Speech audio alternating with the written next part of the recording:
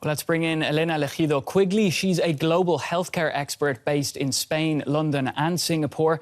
She joins us from Spain. Elena, what are you hearing about what's happening in Spanish hospitals? Well, as you've just heard, the situation in Spain is right now very, very difficult.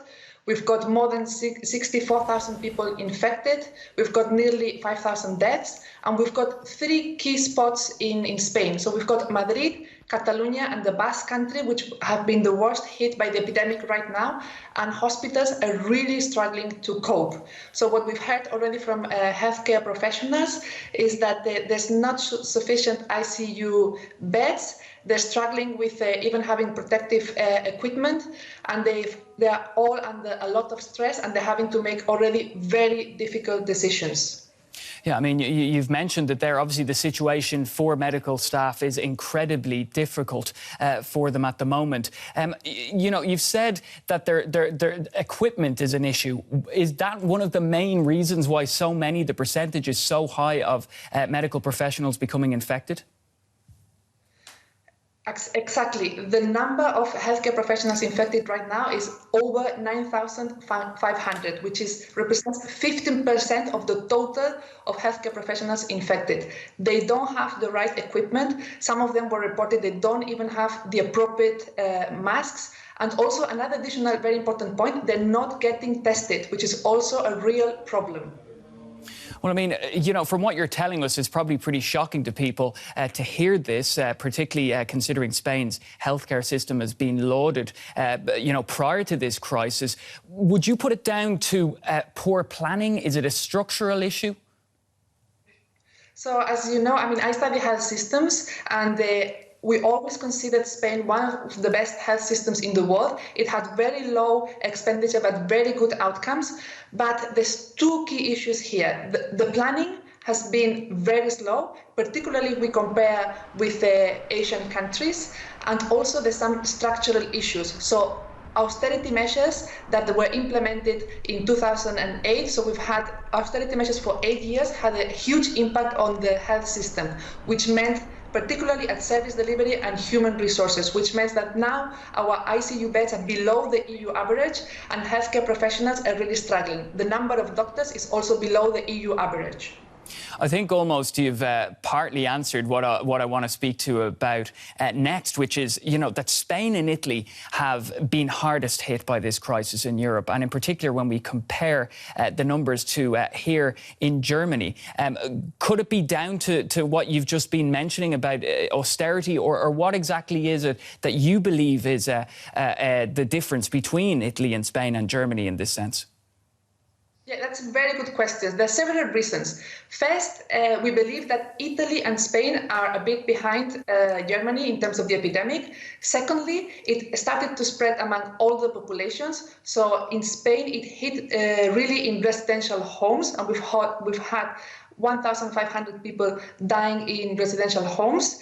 And also, if we compare with Germany, it's believed that it's going a bit behind, and also the infections started among the younger population. It's also very important to mention cultural issues. In this pandemic, we need to understand these issues also. And it's clear that in Spain and in Italy, the families also will live much more together, elderly people with grandchildren and with the parents, whilst in Germany, younger people live more separate than older people. Now, we've spoken about Germany, we've spoken about Italy, we've spoken about Spain. Now, if we look at the stage of the outbreak in Spain and Italy, and we look at the United Kingdom, what do you think is going to happen there? I mean, we've seen this news now that Boris Johnson, the Prime Minister, now has COVID-19.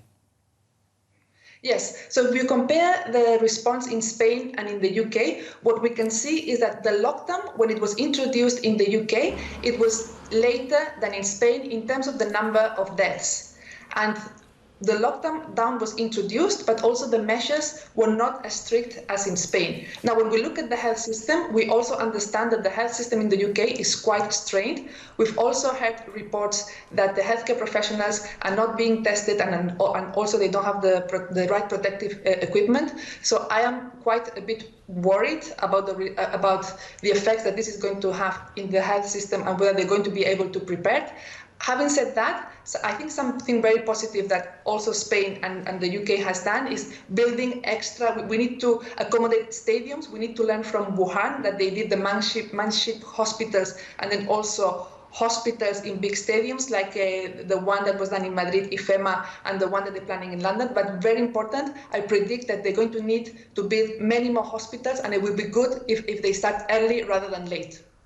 Now, you have plenty of expertise, particularly in Asia, you said, and in places like Singapore, for example, they've been able to halt the spread of the coronavirus.